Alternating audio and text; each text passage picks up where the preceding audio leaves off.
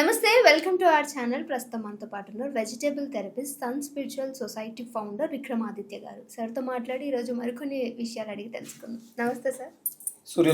Sir, బ్రేక్ఫాస్ట్లో ఇడ్లీ, దోశ, వడ, పూరి ఇలా చాలా ఉంటాయి. సో ఇవన్నీ కూడా శరీరానికి మంచి చేస్తాయా అంటే కొంతమంది తినొచ్చు, కొంతమంది తినొద్దు అంటున్నారు. అసలు ఈ విషయంలో ఒక క్లారిటీ ఇవ్వండి సార్. నేను లియో డైట్లో అయితే ఇవి మూడు అవాయిడ్ అమ్మా. Straight forward avoid. ఎందుకు సార్? ఇది ఇడ్లీ, వడ, దోశ, ఈ మూడిట్లో ఉండేటువంటి మెయిన్ ఇంగ్రీడియంట్ ఏంటి? మినువులు, మినప్పప్పు, హై ప్రోటీన్. ఎంత శక్తి అంటే అంటే బలిహరణ, అంటే ఒక మేకపోతుని బలిస్తారు అనుకుందాం, అంటే అది బలి కరెక్ట్ కాదు ఒరిజినల్గా అనుకుందాం. అంతటి శక్తి కలిగినది వడ. అంటే దానికి ప్రత్యామ్నాయంగా బలి ఇవ్వాల్సి వస్తే ఒక జీవిని బలి ఇవ్వడం కన్నా మినువులతో తయారు చేసినటువంటి వడల్ని బలిహరణగా వేస్తారు అనేది శాస్త్రం. అంత శక్తి, హై ప్రోటీన్ అన్నమాట. ఇప్పుడున్నటువంటి పరిస్థితులలో దాన్ని అరిగించుకునే శక్తి ఎవ్వరికి లేదు. ఇప్పుడు ఇడ్లీలు తినేవాళ్ళకి, వడలు తినేవాళ్ళకి, దోశలు తినేవాళ్ళకి ఎవరికి లేదు. ఓకే, దాన్ని అరిగించుకునే శక్తి లేదు కాబట్టి తినవద్దు అంతే.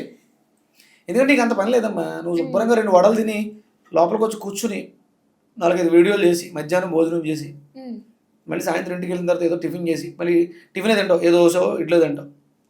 చెయ్యి, చూస్తాను ఒక 6 రోజులు గ్యాస్ట్రిక్, కడుపు ఉబ్బరం, కాన్స్టిపేషన్. అంటే సార్ తినకపోతే ఈ గ్యాస్ట్రిక్ ఇష్యూ వస్తుందని విన్నాను. ఇలా తిన్న తర్వాత కూడా వచ్చిందా 3 పూట్ల తింటే? అవును. నీకు అంటే నీకు దానికి తగ్గ శ్రమ లేదు. ఇప్పుడు ఉన్నటువంటి పరిస్థితులలో నీదంతా ఏంటి? బ్రెయిన్, వాయిస్, నీ శ్రమ అంతా కుర్చీలో కూర్చుంటు. నేను అంతే కదా. ఇప్పుడు మన ఇద్దరం కలిసి శుభ్రంగా ఇడ్లీలు, వాళ్ళు దోశలు తిని కూర్చుంటే సైజులు పెరుగుతాం, 100% పెరుగుతాం. నువ్వు నన్ను ఎంతకాలంగా చూస్తున్నావు? చాలా ఇయర్స్, 5 years నుంచి చూస్తున్నారు కదా. ఏమన్నా మార్పు వచ్చిందా? అలానే ఉన్నారు. అప్పుడు ఎలా చూసాను, ఇప్పుడు అలానే ఉన్నారు. నీకు పెళ్ళి, మీ పిల్లలు పుట్టిన తర్వాత కూడా నేను ఎట్లానే ఉంటాను. మీ అమ్మాయిలతో పిల్లలతో కూడా నేను ఇంటర్వ్యూస్ చేస్తాను. ఎందుకంటే నా దాంట్లో ఇది అవాయిడ్. నేను దానికి తగ్గ వర్కౌట్స్ ఉన్నాయి. ఒకవేళ ఎప్పుడైనా తింటే దానికి తగ్గ వర్కౌట్స్. నేను మార్నింగ్ 6 kilometers వాకింగ్ చేస్తాను, కేవీఆర్ పార్క్. సూర్య నమస్కారాలు ఉంటాయి, తినొచ్చు. దానికి తగ్గ పని ఉంటాయి. ఇప్పుడున్నటువంటి లైఫ్ స్టైల్లో ఏసీ రూమ్స్లో, కంప్యూటర్ సిస్టమ్స్ ముందు, కెమెరాల ముందు కూర్చునే వాళ్ళు ఇవి తినకూడదు. అందుకని ఏంటంటే మనకు ఉన్నటువంటి లైఫ్ స్టైల్, మనం చేస్తున్నటువంటి వర్క్స్, కాబట్టి దాని మీద ఫుడ్ ఆధారపడి ఉంటుంది. బాగుంటుంది. ఇడ్లీ చాలా బాగుంటుంది. అందుకని అంటే ఒక రకంగా ఇడ్లీ మంచిది కొంతవరకు. ఎందుకు అంటే మినపప్పు తక్కువ వేసి ఇడ్లీని ఒక ఎక్కువ వేస్తారు, బియ్యంతో. Protein and carbohydrate. ఇంకా దానికి ఏం కావాలి? ఫుడ్ పిరమిడ్ తీసుకుంటే ఫ్యాట్స్, కార్బోహైడ్రేట్స్, ప్రోటీన్. ఇంకా అక్కడ కావాల్సింది ఏంటంటే ఫ్యాట్. అది మనకి చట్నీ ద్వారా వస్తుంది. ఆ చట్నీ ఏమైనా పర్ఫెక్ట్గా ఉంటే మళ్ళీ అంటే ఏ విధంగా అనుకోవచ్చు సార్? అంటే మీకు చట్నీలు చెప్పండి. పల్లి చట్నీ, లేదంటే కొబ్బరి చట్నీ, ఇలా కొన్ని టమాటో రిలేటెడ్ బెల్లం వేసి చేస్తూ. అక్కడ మీకు ఇడ్లీలోకి మంచి చట్నీలు చెప్తా. ఒకవేళ తినాల్సి వస్తే తక్కువ తినండి, తప్పలేదు. ఎందుకంటే దాంట్లో రవ్వ ఉంది కాబట్టి బ్యాలెన్స్ చేస్తుంది. అది కూడా మీరు ఇప్పుడు వాడుతున్నటువంటి తెల్లటి మినువులతో తయారు చేసిన తెల్లగా ఉండే ఇడ్లీలు కాదు. తొక్కపప్పు నానబెట్టితే బ్లాక్, దాని పేరు బ్లాక్ ఉరద్ దాల్, నల్ల మినువుల పప్పు. మినువులు తొక్కతో ఉన్నటువంటి మినప్పప్పుని నానబెట్టండి. అలా నానిన పప్పు ద్వారా చేసుకున్నటువంటి ఇడ్లీయే మంచిది. అంటే పబ్లిసిటీ చాలా ఎక్కువ, కెమికల్ ప్రాసెస్ చేసి నిల్వ ఉంచి తెల్లగా ఉన్నటువంటి పప్పులు వాడుతున్నారు ఇప్పుడు. అయితే పెసరట్టు కూడా మంచిదేనా సార్? మంచిదే, ఇవన్నీ మంచివే, ఏమీ చెడ్డవు కాదు. కాకపోతే మనం వాటితో పాటు కాంబినేషన్ తీసుకోవడంలో ఇబ్బంది పడుతున్నాం, పొరపాటు చేస్తాం. అందుకని తొక్క మినపప్పుని నానబెట్టి దానిని బాగా నానిన తర్వాత ఆ తొక్క తీసి దాన్ని మెత్తగా రుబ్బుకొని దాంట్లో ఏదో రేషియో ఉంటుంది. 1 గ్లాసు పప్పుకి 3 గ్లాసులు నూక. అంటే చాలా బాగా ఆలోచించారు. దాన్ని ఆవిరి కుడుముగా తినేవారు పూర్వం రోజుల్లో. అనారోగ్యంతో బాధపడే వాళ్ళకి ఆవిరి కుడుముగా ఒక పెద్ద ప్లేస్, ఒక చిల్లులో జల్లెడలో క్లాత్ వేసి దాని మీద పెట్టేవారు. ఇది స్టీమ్ ఫుడ్ మంచిదే. ఎప్పుడు అంటే మీరు తీసుకునే చట్నీతో మారిపోతుంది ఫీచర్. అంటే చట్నీ అంటే ఆల్మోస్ట్ పల్లీలు ఇవే కదా సార్ కాదు, అలా తీసుకోకూడదు. పల్లి తీసుకోకూడదు, పల్లి తినకూడదు. ఎందుకంటే ఇందులో ప్రోటీన్ హై ఉంది, పల్లీల్లో కూడా ప్రోటీన్ హై ఉంటుంది. ఇవి రెండు అంటే హై ప్రోటీన్, కార్బోహైడ్రేట్ తగ్గిపోతుంది, అందులో ఫ్యాట్స్ ఉండవు. అందుకని ఏంటంటే మనం అక్కడ టమాటా చట్నీ మంచిది, కిడ్నీల మీద చాలా బాగా పనిచేస్తుంది. కొబ్బరి చట్నీ మంచిదే, దాంట్లో కాంబినేషన్ కొబ్బరిని పచ్చిశనగపప్పు, పుట్నాల పప్పు వేస్తారు, వేపుడు శనగపప్పు, అది మంచిది కాదు. కొబ్బరి న్యాచురల్గా చాలా మంచిది కొబ్బరి చట్నీ. అందుకే ఇంకేం కలపకుండా తాలింపు వేసి కొబ్బరి చట్నీ చేసుకుంటే మంచిది, ఇడ్లీ తినొచ్చు. అల్లం పచ్చడి, జింజర్తో పచ్చడి చేస్తారు, దాంట్లో బెల్లం వేసుకొని చేసుకుంటారు. దబ్బకాయ పచ్చడి అని చెప్పేసి అని ఆ దబ్బ తొక్కలతో చేస్తారు, ఇవి మంచివే.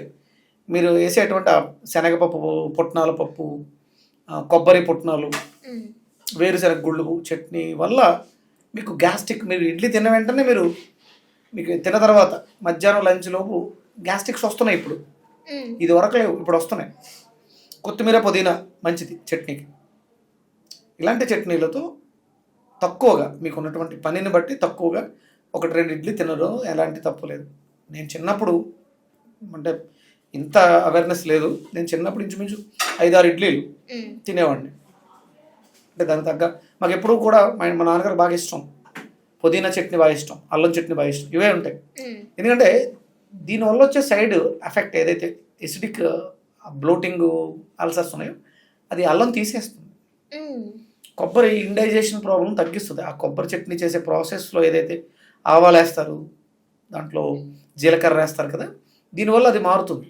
మరి పుట్నాల చట్నీలో కూడా అదే వేస్తారు కదా, తాలింపు అనొచ్చు. దాని డెన్సిటీ ఎక్కువ. ఇక్కడ గుడ్ క్వాలిటీ ఉన్నటువంటి కొబ్బరి కానీ అల్లం కానీ ఇంకొంచెం గుడ్ క్వాలిటీ ఉన్నటువంటి తాలింపు దినుసులతో మరింత ఆరోగ్యకరంగా తయారవుతుంది. ఎప్పుడైతే పుట్నాలు అనే దాంట్లో శనగపప్పు కావచ్చు, పుట్నాల పప్పు కావచ్చు, పల్లీలు, ఈ శనగపిండి చలవ చేసేస్తుంది. చలవ ఎక్కువ చేయడం వల్ల అది డౌన్ అయి ఎత్తుకోవాల్సి వస్తుంది డైజెషన్ సిస్టమ్. ఈ లోపల అది చెడిపోతుంది. ఆ చెడిపోయినప్పుడు మనకి త్రేన్పులు రావడం, గ్యాస్ట్రిక్ రావడం జరుగుతుంది. ఇడ్లీ మంచిదే, మినపప్పు మంచిదే, కానీ మనం తీసుకునే విధానం మంచిది కాదు. దానివల్ల వడలు మంచివే, దాంతోపాటు చట్నీ ఇస్తాడుగా, చట్నీ వేస్తాం. పని లేకపోతే వడ తినడం కూడా ప్రమాదమే. పని లేకుండా అంటే దానికి తగ్గ వర్కౌట్స్ లేకపోతే ఈ ప్రతిదీ ప్రమాదమే. ఇదంతా పూర్వం నుంచి వచ్చిందే కదమ్మా. ఇప్పుడు వద్దని ఎందుకు అంటున్నావు అంటే నీ వ్యవస్థ కోల్పోయింది, నీ నోరు చెడిపోయింది. నీ బాడీలో ఉన్నటువంటి endocrine gland system, lymphatic system, exocrine gland system, circulatory system, systems అన్నీ పోయినాయి. అప్పుడు ముందు ఫస్ట్ వాటిని బాగు చేసుకుంటే మళ్ళీ నువ్వు ఆరోగ్యకరమైనటువంటి ఆహారానికి వెళ్ళగలుగుతావు. ఇంకొకటి ఏంటంటే పూర్వం మినువులు సంవత్సరంలో సమ్మర్లో వస్తాయి, వాటిని అన్నీ శుభ్రం చేసుకొని ప్రాసెస్ చేసి ఆరబెట్టి డబ్బాల్లోనో జాడీల్లోనో పెట్టి మిద్ది మీద పెట్టేవారు. అంటే ఇంకొంతకాలం పక్కన ఉంటాయి. అప్పుడు వాటిలో ఉన్నటువంటి చెడు తగ్గిపోతుంది, మంచి పెరుగుతుంది. తర్వాత వాటిని నీటిలో నానబెట్టి ఇవన్నీ చేయడం వల్ల అవి పెద్దగా మనకి హామ్ చేసేవి కాదు. అప్పుడు దానికి తగ్గ పని ఉండేది. ఎక్కడికైనా వెళ్ళాలంటే నడిచి వెళ్ళడం, సైకిల్ మీద వెళ్ళడం, ఎడ్ల బండి, ఇవి తప్ప ఇప్పుడు ఉన్నంత సుఖం లేదు. కాబట్టి అవి మనకి యోగ్యాన్ని ఇచ్చేవి, అవన్నీ మంచివే. దానికి తగ్గ పని ఉంటాయి. కూలి పని చేసేవాడు ఇడ్లీ తినడం తప్పంటే ఆడు ఏం తింటాడు? కూర్చుని తినేవాడికి, కూర్చుని పని చేసేవాడికి ఇడ్లీ హామ్ చేస్తుంది.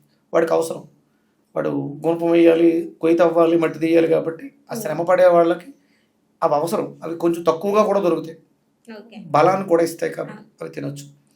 వీటికి అన్నట్లకన్నా అంటే నేను చెప్పేది నా లియో డైట్లో మార్నింగ్ ఫ్రూట్స్ తినమంటాను.